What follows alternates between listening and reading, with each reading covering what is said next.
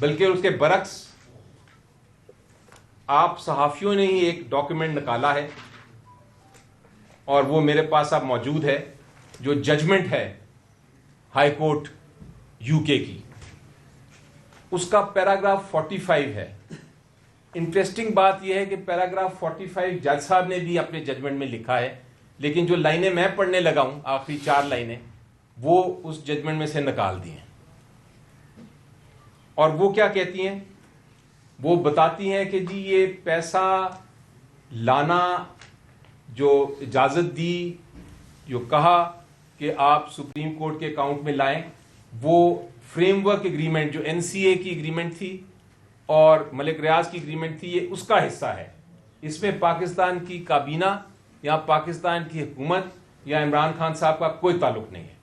मैं 45 पैरा का पढ़ता हूं पहले अंग्रेजी में और फिर मैं उसको बताता हूं कि क्या कहते हैं। The settlement was underpinned by a framework agreement dated 6th November 2019 made between NCA and Mr. Ali. It identified that the monies which had been the subject of the settlement would be paid towards the rupees 460 billion Bahria town were ordered to pay by the Supreme Court of Pakistan in its judgment dated 21st March 2019. As a result of this agreement, the AFOs were subsequently set aside by the agreement. So ये कहते हैं कि जो framework agreement agree हुआ था उसके तहत पैसे ने इजाजत ले ली थी उन्होंने कि हम पैसा निकाल के अपने अकाउंट से सुप्रीम कोर्ट के अकाउंट में डालेंगे। ये जजमेंट का हिस्सा है पैरा 45 का, जो जज साहब ने रिप्रोड्यूस नहीं किया। सो 3 चीजें साबित हो गई कि ये प्रोसीड्स ऑफ क्राइम नहीं है, यानी कि चोरी का पैसा नहीं था, हुकूमत का इस पर कोई हक नहीं था। दूसरी, इसको जो फ्रीज किया या डी फ्रीज किया उसमें काबीना, इमरान खान साहब, हुकूमत पाकिस्तान का कोई ताल्लुक नहीं था। और तीसरी चीज ये कि जो ये फैसला था कि वो सुप्रीम कोर्ट के अकाउंट में आए, इसमें भी किसी किस्म का ताल्लुक इमरान खान साहब, उनकी काबीना, हुकूमत पाकिस्तान का नहीं था। इसलिए ये सारा केस जो बनाया है और ये झूठ की बातें करते हैं कि ये एग्रीमेंट थी और काबीना ने ये किया और वो किया, वो बिल्कुल झूठ है। अब काबीना ने किया क्या? काबीना का फैसला है 3 दिसंबर 2019 का।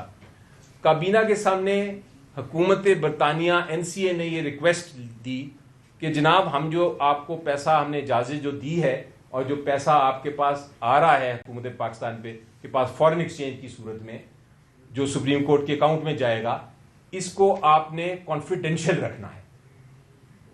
और काबीना ने सिर्फ उस हद तक इजाज़त दी कि ठीक है, हमारा ताल्लुक नहीं है इस पैसे से, हमारा चूंकि ताल्लुक नहीं है, हमने ना फ्रीज किया ना डी फ्रीज किया, हम इसको कॉन्फिडेंशियल रखेंगे।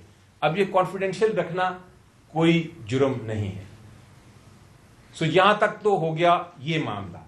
अब तीसरी बात, एक और अजीबोगरीब बात करते हैं और वो कहते हैं कि जनाब, इसका फायदा जो हुआ, मलिक रियाज साहब ने फायदा इमरान खान साहब एंड मिसेज इमरान खान को दिया। और फायदा इस तरह दिया, वो कहते हैं कि डोनेट किया उन्होंने अल कादिर ट्रस्ट को लैंड और बिल्डिंग। अब हम सबको पता है कि डोनेशन देना किसी तरह, वो जो ट्रस्टी होते हैं, ये उनको कोई फायदा नहीं होता। डोनेशन आप जब किसी चैरिटी को देते हैं तो फायदा सिर्फ चैरिटी का ही होता है। आप ईदी ट्रस्ट को जब आप पैसे देते हैं, डोनेट करते हैं, तो आप ईदी ट्रस्ट के ओनर्स को या ट्रस्टीज को आप डोनेशन नहीं देते, उनको कोई फायदा नहीं होता।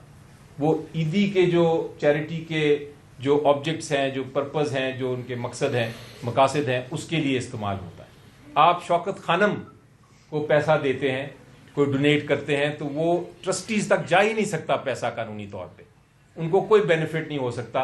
वो सिर्फ उन कैंसर पेशेंट्स को हो सकता है जो कैंसर पेशेंट्स जो हैं जिनका मुफ्त इलाज हो रहा है। इसी तरह नमल यूनिवर्सिटी है, अल कादिर यूनिवर्सिटी किस लिए बनाई गई? ये भी एक चैरिटेबल नॉन प्रॉफिट ट्रस्ट है और इसका बेनिफिट किसी सूरत में इमरान खान साहब या मिसेज इमरान खान को नहीं हो सकता। इसका बेनिफिट उन स्टूडेंट्स को होना है जो वहां मुफ्त पढ़ेंगे। अब ये मैं नहीं कह रहा, ये कौन कह रहा है? ये नैब का अपना विटनेस नैब का अपना विटनेस क्या कह रहा है, मैं उसको भी जरा पढ़ के आपको सुनाता हूं। नैब का विटनेस कहता है इट इज करेक्ट, ओथ पे कह रहा है, केस में कह रहा है, और नैब का जज इसको इग्नोर कर रहा है।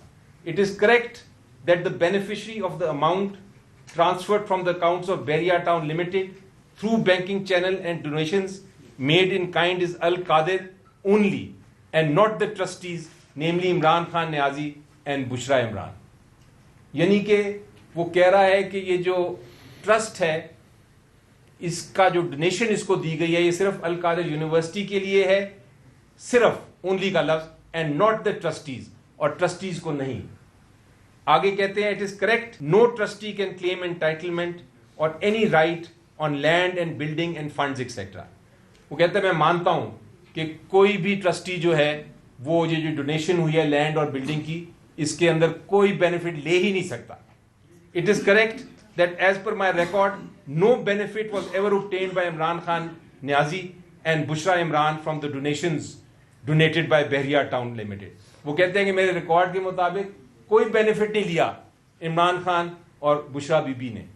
It is correct that as per record produced by me, the trustees did not receive any personal benefit from the donations made by Behriya Town, and as per terms and conditions of the deed, no trustee can obtain any personal benefit in the future।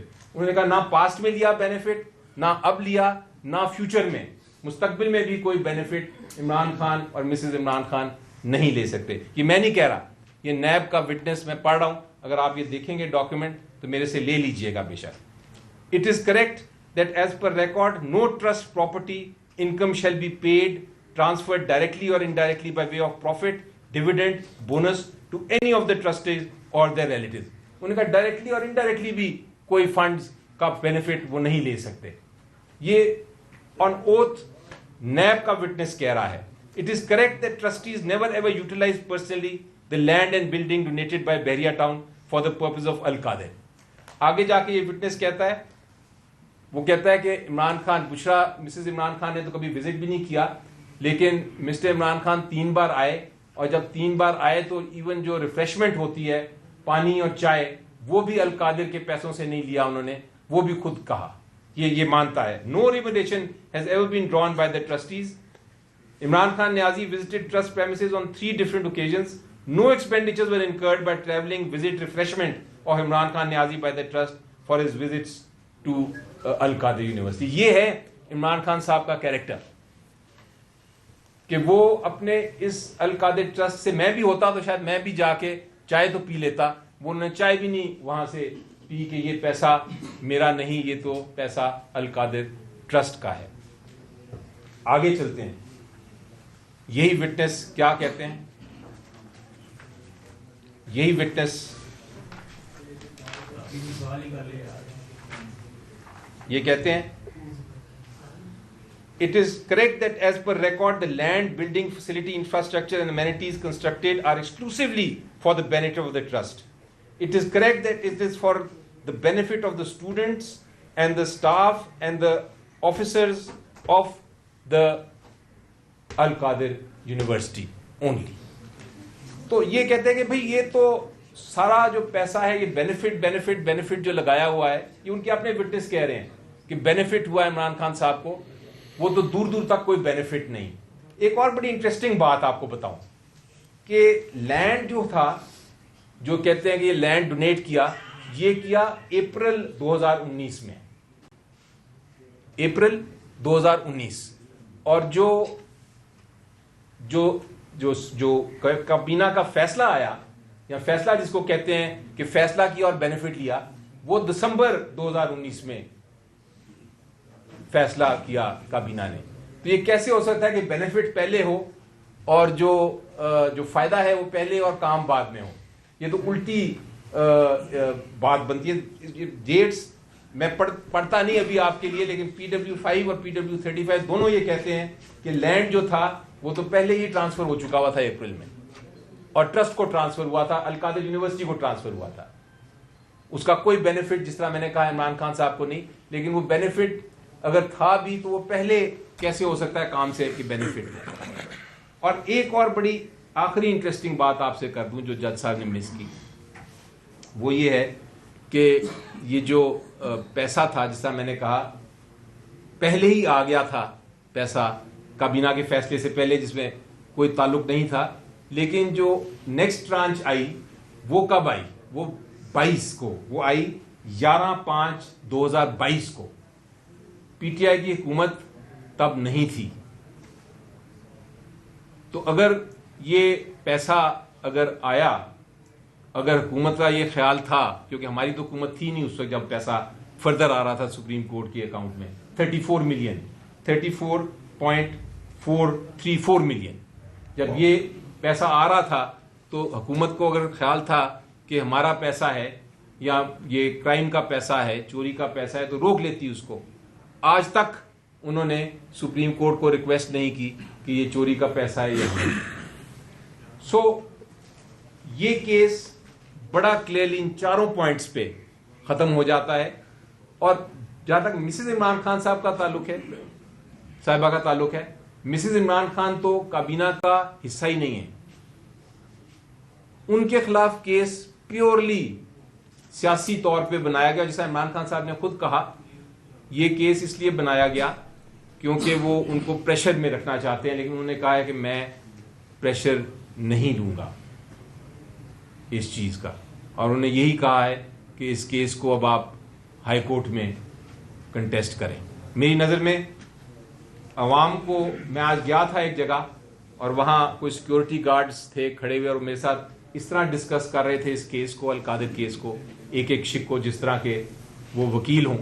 तो यकीनी तौर पे अब जो मैंने कहा है, जो मैंने बातें बताई हैं, अब आप खुद ही इसको जज करें कि ये केस में कितनी जान है। बाकी जो और कन्फ्यूजन क्रिएट करने की कोशिश करते हैं उसको अपने दिमाग से निकाल दीजिए। ये 4 पॉइंट्स ही देखेंगे आप तो आपको नजर आएगा कि ये केस जो है वो फैक्चुअली बिल्कुल बेबुनियाद झूठा मुकदमा बनाया गया है और कोई शक नहीं है कि ये खत्म हो जाएगा।